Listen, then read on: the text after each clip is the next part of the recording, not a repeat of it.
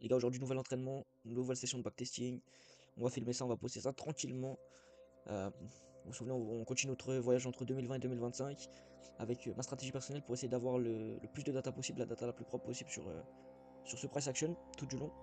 Et bah, vous voyez, on avait complété ensemble toute l'année 2020. Ça s'était plutôt bien passé, même si on était au-dessous de mes objectifs d'environ 25% à l'année. Tu vois, à partir de 25%, ça commence à être intéressant. La 17, c'était un tout petit peu light.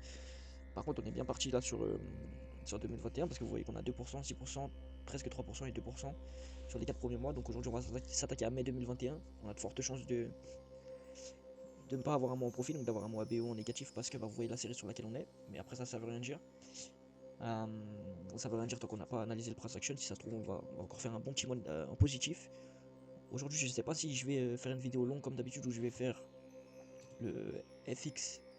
Donc là, voilà, j'ai la session pour le Forex et la session pour les indices. Je pense que je vais faire que le Forex aujourd'hui. Et comme ça, après, je ferai les indices dans le prochain record. Ça permet de faire des vidéos plus courtes. Donc voilà pour le topo. Et on va lancer sans plus tarder la session du jour. Toujours la même stratégie, hein. Les mêmes confluences, avec deux setups d'entrée différents, mais normalement on va voir ça au fur et à mesure du price action. Et c'est bien mieux de le montrer en direct, pardon. Tac tac. Donc là, je mets mon GBP/USD à droite. Parfait. J'ai mes deux paires, j'ai tout ce qu'il faut. On va plonger directement sur la prochaine, enfin sur la première session de New York. Ok.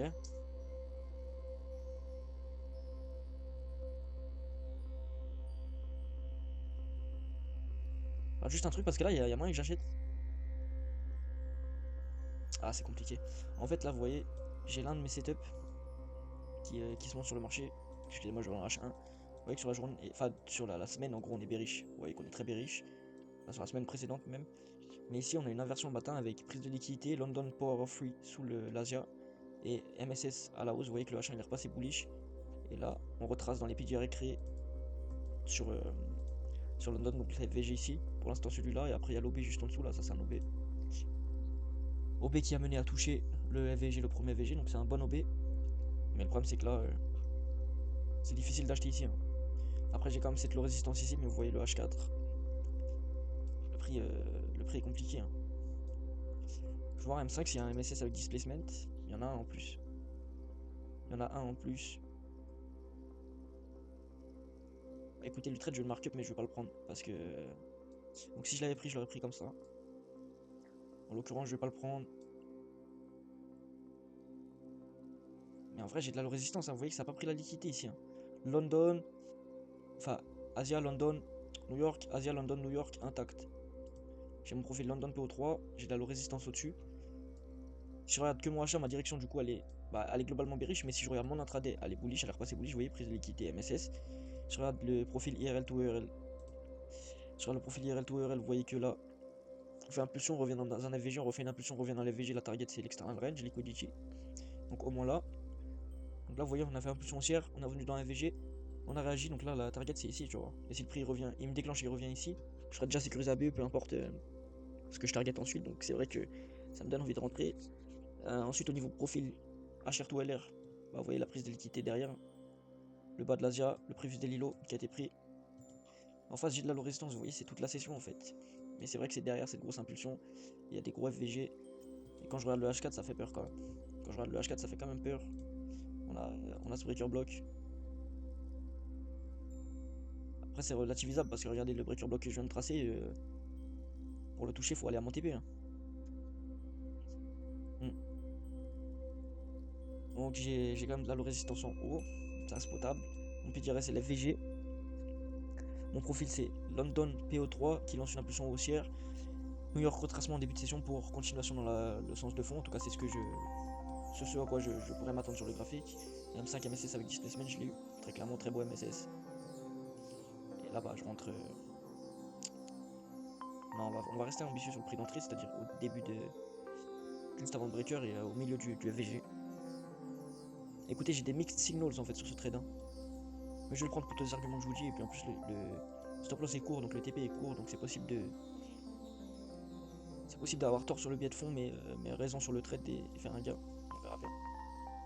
Déclencher, ça sent pas forcément bon. Vous voyez que le momentum baissier est puissant. Aïe, on va se faire sortir. Oh là là, c'est horrible les gars. C'est horrible dans le sens où vous voyez ici, MSS. Enfin, qu'est-ce que je raconte? Là je me fais déclencher, je veux dire. Là ça remonte. Donc je suis miraculé à ce moment-là. J'aurais bien voulu que ça casse juste ça là, que ça fasse un BOS. Parce qu'après BOS je me serais mis à BE. Mais là non, du coup je mange une englobante de fou malade. Ah, c'est un trait qui te pète le crâne, hein. Ça t'es dans ce trait dans le live, ça te pète le crâne, je te le dis. En tout cas là j'ai eu mon BOS. Je peux me mettre à BE. Et donc maintenant que je suis à BE, maintenant que je suis à BE, je me méfie d'ici parce que vous voyez que c'est les hauts intraday, c'est l'external range liquidity dont on parlait tout à l'heure, donc il faut se méfier. Donc ça réagit pour l'instant, ça transperce, ça transperce, ça transperce, je regarde en H1. Non, c'était en H4 que j'avais mon breaker block. Ouais, le TP est juste à l'entrée, hein. Donc autant on va repasser une bougie, normalement là, la prochaine c'est TP, hein. Ok, c'est TP, et ça a touché quoi? Le breaker block H4. Je vais voir ce qui se passe après. En fait, ouais, on a eu un peu de chat. C'est mixed signals un peu sur ce trade parce que on peut se dire c'est de la chat, mais pas vraiment parce qu'en vrai le trade j'ai hésité pendant 10 minutes pour le prendre, je l'ai pris. Et on se fait TP juste après ça se reverse, mais bon je l'avais vu là ce breaker block.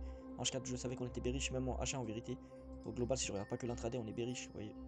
Par contre on est venu rechercher le PDR H4, le breaker block H4, et ensuite bah, vous voyez que ça dégouline. Donc sympa. Sympa, sympa.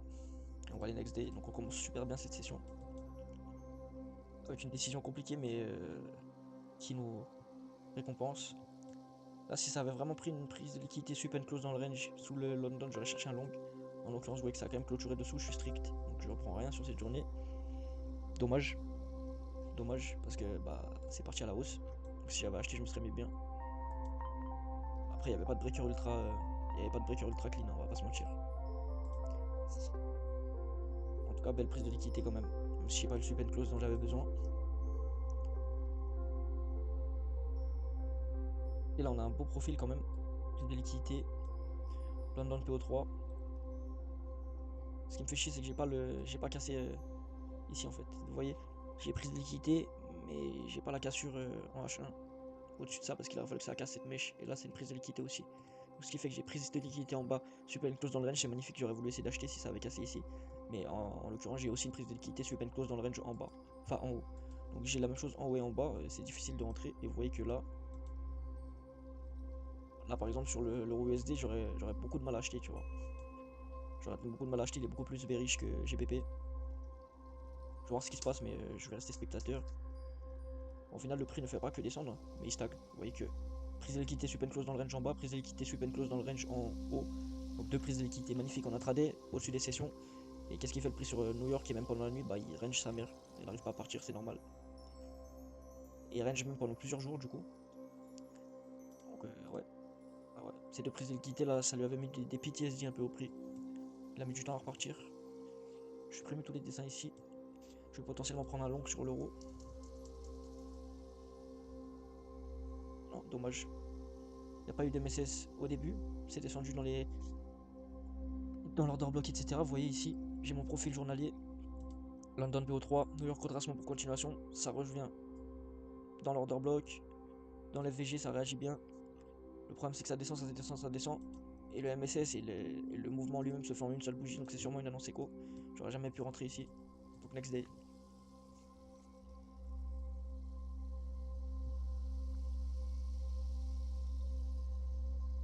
Là, je fais rien. Voilà, j'ai vraiment envie de long l'euro USD, hein, vous voyez. Et ici. Alors, c'est pas mon seul setup, hein, enfin, la narrative, c'est pas ma seule narrative. La narrative London PO3, New York retracement pour continuation. Il y a aussi le New York reversal que je peux prendre, mais là, en l'occurrence, il n'y a que des London PO3, vous voyez là. Et le prix, la direction, elle est globalement bullish. J'ai London PO3, super close dans le range en plus. Prise de liquidité aussi en même temps sur le previous daily low. Impulsion haussière, on laisse un FVG. Et là, on peut retracer dans le FVG, début New York, pour ensuite lancer une continuation haussière, potentiellement. Et en plus en haut on a des relative equals qui sont previous daily high, qui s'étaient fait pendant la nuit de la veille, et aussi les hauts de New York. Donc là, qu'est-ce qu'on recherche? On recherche une bonne configuration pour se positionner en LTF.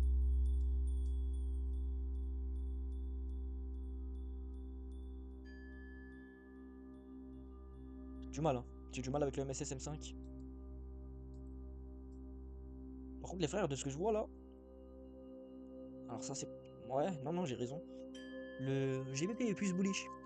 Le GBP, structurellement, si on regarde vraiment la structuration en elle-même, il est plus bullish que l'euro. Parce que là, il a retracé plus profond l'euro, vous voyez. Il a eu besoin de. Ah, la bougie là. Ah oui, cette bougie là, elle est là-bas en bas sur GBP, vous voyez. Là, mon curseur, il est sur cette bougie là. Cette bougie, en gros, je vais faire simple. Cette bougie là, sur euro, c'est littéralement cette bougie là sur GBP. Donc il est beaucoup plus fort. Ça, c'est super intéressant. Parce qu'en intraday, vous voyez que par contre en intraday, lui il a beaucoup plus poussé. C'est lui que j'avais envie d'acheter dans ces petits arrêts. Le problème c'est que là, ce MSS là, il me plaît pas du tout. Vous voyez. La baisse ici, la leg baissière qui revient dans les petits arrêts est beaucoup plus forte que la leg haussière. Donc je peux pas acheter ici là. Le MSS est vraiment dégueulasse. Il y a des FVG un peu partout, mais ils sont tout petits, ils sont flats, c'est pas beau. Alors qu'ici par contre, ouais, mon breaker block il est là. Là c'est ma zone de breaker block. Vous voyez que les FVG sont beaucoup plus aérés, beaucoup plus puissants. J'essaie de rentrer dans ce FVG du middle là. On verra si on se fait déclencher, mais il y a de fortes chances que ça aille prendre pardon, directement la low résistance. Pour expliquer mon plan, c'est un peu plus facile de le faire sur euro, donc je vais continuer à le faire sur euro. Et on va prendre le trade sur GBP. Enfin, on va poser l'ordre. Est-ce qu'on va se faire déclencher? Pas sûr. Donc la direction, globalement, elle est bullish. Le profil IRL to IRL, vous voyez que là, cette leg là, alors on n'est pas revenu en premium, je pense pas. Enfin en discount, pardon, je pense pas du tout. On est revenu dans un FVG, donc la prochaine target c'est l'external range liquidity en haut. Bon, en l'occurrence, c'était plutôt celle-là, elle est déjà prise. Vous voyez, retracement FVG, external range liquidity prise. Mais on a quand même une sorte de profil IRL to IRL.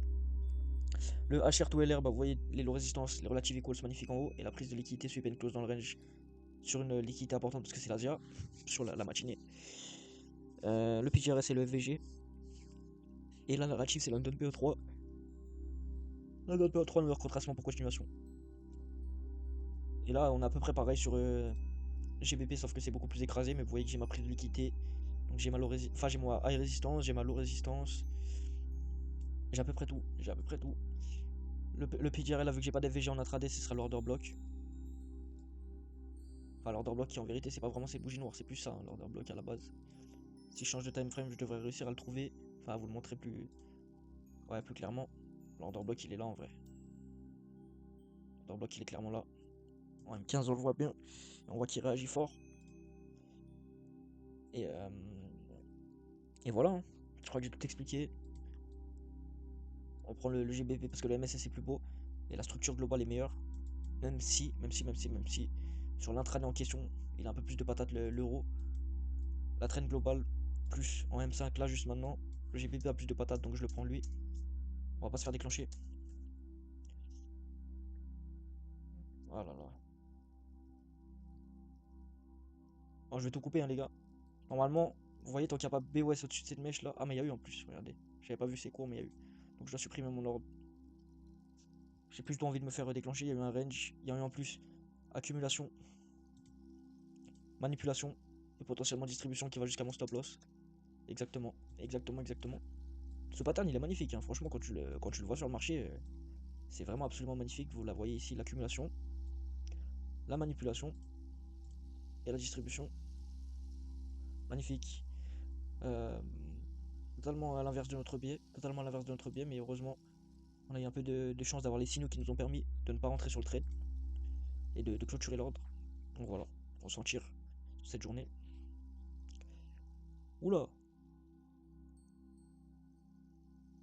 là je suis bullish, hein, si j'arrive à prendre un trade. Ouais, on va long. Je vais long tout de suite. Et ça, c'est un New York reversal par exemple. Donc je vais vous expliquer. Globalement, c'est bullish. Vous voyez, globalement, on reste bullish ici. Bon, lui, on l'oublie, hein. On se focus sur GBP, là, il est beaucoup plus propre. Donc globalement, il est vraiment bullish. Et là, il fait un range. Donc c'est ce qu'on a vu en LTF un peu plus tôt. Gros range. Pour moi, après ce range, c'est accumulation. Donc ce range, c'est accumulation. Ça, c'est la manipulation. Et si tout se passe bien, on devrait avoir une distribution après. Si on a raison, en tout cas. Mais globalement, la trend est bullish. On a. Dommage qu'on n'a pas rebalance. Si on a rebalance sur FVG ici. Oh, ça, ce serait magnifique, hein. Ouais. On est revenu pile sur ce petit FVG là. Donc IRL to URL, c'est validé. La prochaine target, c'est l'external range liquidity, un peu plus haut. Donc ça, c'est bien. HR, bah, vous voyez la grosse prise de liquidité sweep and close dans le range. Low résistance, j'en ai un peu ici. J'ai une petite trend liquidity, donc ça c'est bon. HR2 LR, donc des high résistance dans le dos, une low résistance en face. Le PGRS c'est Turtle Soup Sup and Close dans le range. Vous voyez ici la belle prise de liquidité. Je prends pas n'importe quelle prise de liquidité comme PGRS pour ma position. Mais là en l'occurrence, quand ça prend la liquidité, ça laisse une belle mèche, ça clôture dans le range. Bah, c'est aussi puissant qu'un FVG, qu'un order block, qu'un breaker block. Donc là-dessus, y a pas de souci. Et le M5 MSS avec displacement, vous voyez qu'il est là. L'order block est magnifique. L'order block est absolument magnifique, qui prend la liquidité en M5.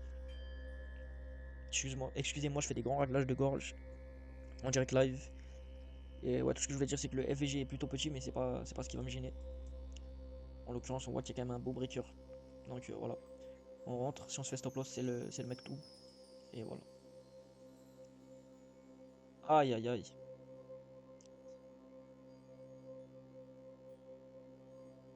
Je crois que j'aurais pas dû rentrer sur ce trade. J'aurais pas dû rentrer sur ce trade pour la simple et bonne raison qu'on a eu un nouveau, vous voyez, il y a eu impulsion, correction, on s'est pas fait déclencher et un nouveau BOS. Et là, il y a eu encore un petit range bizarre et là, une grosse bougie baissière. Et on a déjà pris toute la lique sur l'Asia, pas sur London, pardon. On a un breaker contre nous. Je vais fermer le trade à moins 24 $. On va voir ce qui se passe ensuite. Ouais, ça se voyait direct, les gars. Ça se voyait direct. J'aurais dû. J'aurais peut-être dû supprimer mon ordre en vrai. J'aurais peut-être dû supprimer mon ordre avant de rentrer. J'ai appuyé un peu vite. Et ensuite, quand j'ai vu cette grosse bougie noire, c'était totalement logique de sortir. Ça se voyait que j'allais me faire enculer. Et si après ça j'étais sorti et que je m'étais pas fait enculer, si c'était allé au TP, il y aurait eu aucun regret. En tout cas, l'important c'était de ne pas avoir de regret parce que bah la décision de sortir elle était éclairée. Ma décision de sortir était intelligente. En tout cas, je le pense.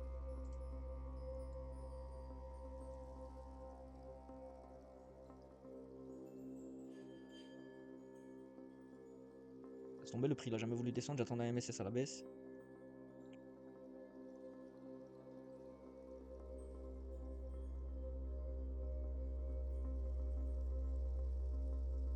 Tac.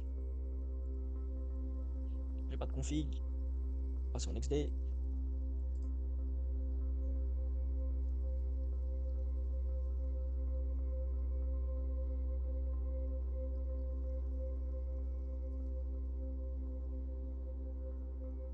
Un peu difficile de trouver une config ici. Encore qu'il pourrait peut-être y avoir quelque chose ici sur le GBP.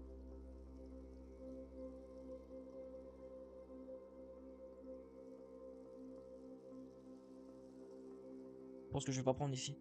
Il pourrait y avoir presque quelque chose sur le GBP, vous voyez. La prise de liquidité ici, sweep and close dans le range. Pour un potentiellement New York reversal. Potentiellement, voilà, tout simplement New York reversal. Mais là, cette prise de liquidité avant de partir à la baisse me gêne. Ça fait qu'on a une prise de liquidité en haut et une en bas. Et celle d'en haut est beaucoup plus belle. Et en plus, la low résistance que j'ai, elle est un peu loin. Elle est un peu trop loin à mon goût. Sur eux, malheureusement, on n'a pas vraiment de low résistance. On a que un high. À la limite, euro est peut-être même un peu plus beau. Hein. Si j'étais entré dans le trade, je crois que c'était TP. Hein. Si j'étais entré dans le trade, je crois que c'était TP parce que je suis rentré par là en vrai. Ah non, je me serais fait BE. Je me serais fait BE, je serais rentré au 50% de ce FVG comme d'habitude. Et j'aurais mis 3 R, vous voyez, comme ça. Je me serais fait déclencher ici, sur cette première chute. Ça aurait été à la hausse. Ici, évidemment, je me serais mis à BE. Et le BE aurait été déclenché ici sur cette mèche. Donc voilà. C'est un trade prenable, vous voyez, qui s'est bien passé au final. J'ai décidé de pas le prendre pour des défauts. Des petits défauts. Et puis bah, il aurait fait BE avant d'aller au TP. Donc voilà, c'est des faits de jeu simples.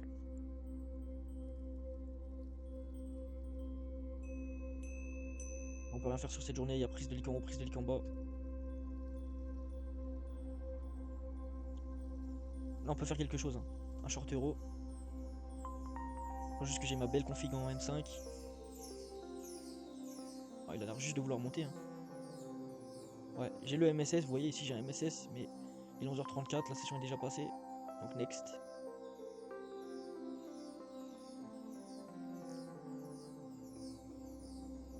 Café gelé. Voilà, c'est compliqué. Hein. En tout cas, belle prise de liquidité en haut. Un peu de chute.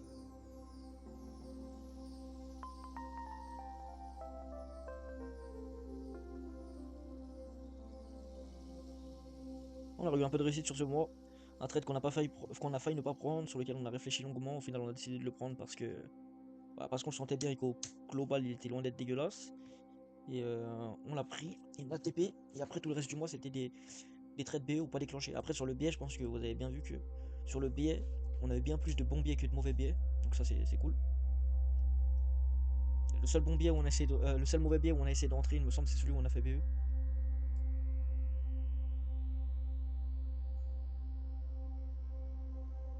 Ah bah, j'arrive pas à avoir de setup, hein.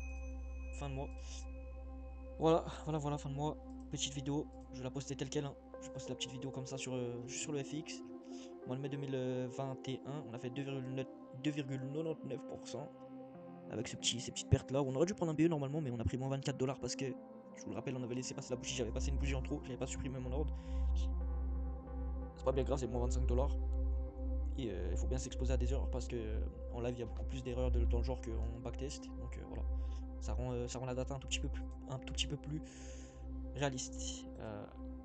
Donc demain je posterai la vidéo complémentaire, donc toujours mai 2021 mais sur les indices. Et là ça va, on a déjà 3% d'avance, donc on peut se tanker 3 stop loss sur les indices si jamais ça se passe mal. Et puis voilà, pour l'instant on continue cette balade de 2021. Beaucoup de belles data. Et puis c'est tout ce que j'avais à dire. A plus.